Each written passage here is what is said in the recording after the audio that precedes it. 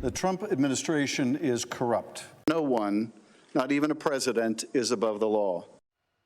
No one's above the law, except Adam Schiff. The man who spent years obsessed with destroying Trump by any means necessary, pushing 2 impeachments, fueling these nonstop investigations, and peddling the Russia collusion hoax, he's now the one begging for a bailout?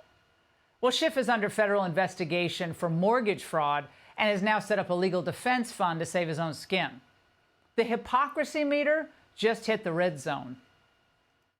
The department needs to do a wholesale review of the politicization of these cases over the last 4 years. I would request an oversight hearing into the weaponization of Pam Bondi's Justice Department. It could not be more obvious they are using the Justice Department as now an instrument of their political will.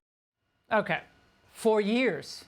That's the guy who is singularly focused, is like a maniac on getting Trump, even trying to build this political resume. I even heard people were talking about, oh, he's the future president. It was all based on zero evidence, politicized intel about Russia. Now he wants to play the victim, then pass the tin cup for help? In the face of allegations, documentary allegations, that the man supposedly as sophisticated as he is lied on his mortgage application to what, get more favorable loan terms? Look, this is not just hypocrisy. It could be poetic justice. Here to discuss is Bill Pulte, U.S. Federal Housing Director. Director Pulte, thank you for joining us tonight. Now, reading between the lines of what Schiff and his cronies and friends are saying is essentially that you, wanting to get in Trump's good graces, went on a fishing expedition for these mortgage documents, and it's all political retribution, pure and simple. And to that you say? Well, it's nonsense. I'm not a politician. I'm in the business of mortgages and housing, and when I see mortgage fraud, I report it. I mean, that's what I was hired to do. I swore in my testimony well before I even knew about the Schiff situation that I would root out mortgage fraud, and that's exactly what I'm doing. And I'm not going to be intimidated by the media, who is now coming up with these crazy hit pieces, or politicians like Adam Schiff and his lawyers who are trying to attack me. I'm a regulator, and I'm the conservator on behalf of President Trump, under President Trump's leadership. And in President Trump's America, we're not going to have mortgage fraud. It doesn't matter who you are, whether you're a Republican or a Democrat. If you do mortgage fraud, we're going to come after you. Well, it seems like this is a contagious disease, okay? Because now the Federal Reserve Governor, Lisa Cook, is under pressure to resign due to allegations that she may have engaged in mortgage fraud. Bill, tell us about this. I mean, someone who has a say in the Fed rate and what that's doing to mortgages across the country. I mean, this is crazy stuff. She could be potentially abusing the system again. No one's guilty until proven. Laura, I'll tell you, she has a very big problem.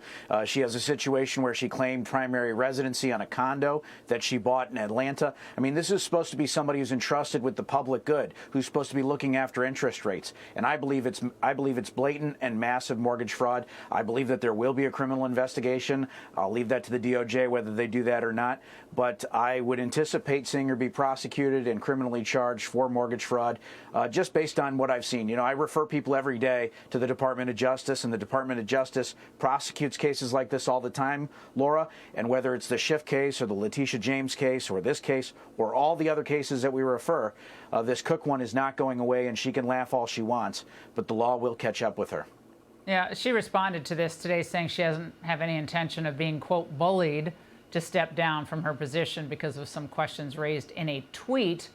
I do intend, she said, to take any questions about my financial history seriously, and I'm gathering accurate info to provide the facts. She also mentioned that this all occurred before she was a member of the Board of Governors at the Federal Reserve. Would the timing matter?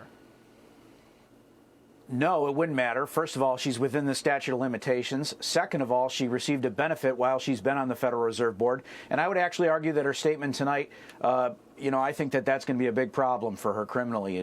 This is just my view. She lied, in my view, in her statement tonight because she said that the first time she heard about it was through my tweet. She didn't hear about it from my tweet. There's no way. She doesn't follow me on Twitter. And last night, Bloomberg contacted, according to their story, her and me for comment. So I think this lady is a professional liar. She shouldn't be at the Federal Reserve. She's going to resign, in my view. And if she doesn't resign, I do believe that the president has cause to fire her. And that will be up to the president whether he decides to do that or not. Now, the president has the authority to fire anyone he wants to in the executive branch. Unelected officials shouldn't have this much say and power over the lives of the American people. I think it's insane, all of it. Bill, thank you very much.